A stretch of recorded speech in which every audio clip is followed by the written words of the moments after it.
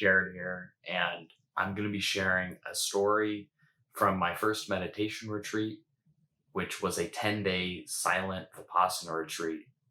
And they taught me this really basic beginner meditation technique, extremely easy to understand and to practice. And for me at this time, I was struggling with shame. And this technique, this little technique helped me to shift out of shame, to shift out of a shameful voice that I really was just kept on saying to myself. This shameful voice was just repeating endlessly, endlessly. It's my fault. I got to work harder. I'm not where I'm supposed to be in life, comparing myself to like what I should be, a future vision.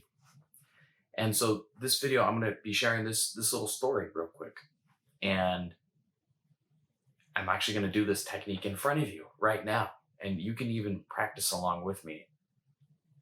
So I remember it was at 18 years old, first summer after college. I was miserable in college. Miserable. I was in the party dorm. I was a quiet kid. And it was all this partying, Sierra Madre and Cal Poly. I think we got the worst points for throwing up and stuff. And so I already want to escape. Not only my mind, body, but just everything. School, everything. So I do this my first summer. And I remember it's up in the hills. You have 10 days of silence. No books, no phone, 10 days of silence. And you're going to go crazy in this time, right? You're going to go crazy. It's inevitable. Everyone has a breakdown. And so they kind of expect it. It's a Vipassana retreat. They expect a breakdown, right? I mean, that's kind of why you're there, to go a little freaking nuts, right? And so they give you tools to manage the breakdown. And so this meditation technique is noting. So noting. And that's where you note visually or auditorily what you hear or see. And so you start saying what you see, and I'm going to look and see lamp, and you just go like this kind of monotonously. Buddha statue, wire, wall, car noise behind me. You just keep on going. And what this does is eventually you're going to have a negative thought pop into your mind, especially on these meditation retreats when you're just sitting there, right? For me, I remember that shame voice, like, stay focused. You suck at this. It's just harsh. It's just a harsh voice. Stay focused. You suck at this. Try harder. If I didn't meditate 8 hours a day and I slept in, I'd be like, Jared, come on, man. You're wasting this opportunity, bro. Like, you're here. You got to go to every session. This is a once in a lifetime opportunity. You got to go. And I was like, I didn't feel good. So I had this internal monologue, and through the practice of noting, I think it was actually like a meditation technique I learned before and had some time there, or maybe they taught it. This was like 12 years ago. So, my memory might be a little off, but same basic thing. And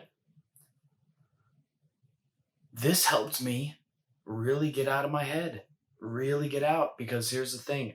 I was trying to learn how to let go of my thoughts. I was trying to let go, to be free of my thoughts. I was trying to get my mind on my breathing, trying to be in the present moment, trying to shut this voice up. And this gave me a little way out.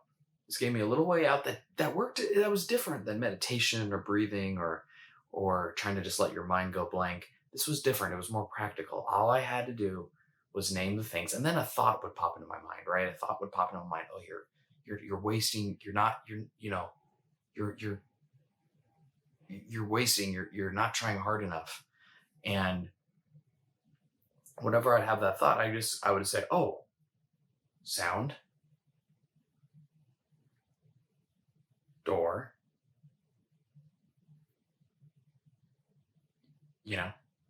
I would go back to just naming things or listening. You can go slow, you got to go slow. And so here's how you actually apply this technique. When you're trapped in shame, when you're showering or when you're dressing or when you somehow catch yourself in the mirror, the gym, the place where people compare themselves like the most.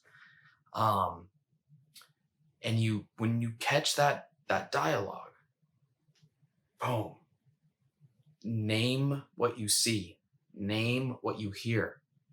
This forces your thinking mind to come up with a concrete object. And you can even say it out loud if you're by yourself, or if you don't mind looking like a crazy person, you can say door.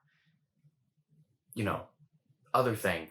Like if if that shame voice is beating the shit out of you, if it's just ripping your heart out, if you're just wallowing in it, if it's just burning you and you can't, and you're too fatigued and depressed to push off, and you just kind of lay down and take it,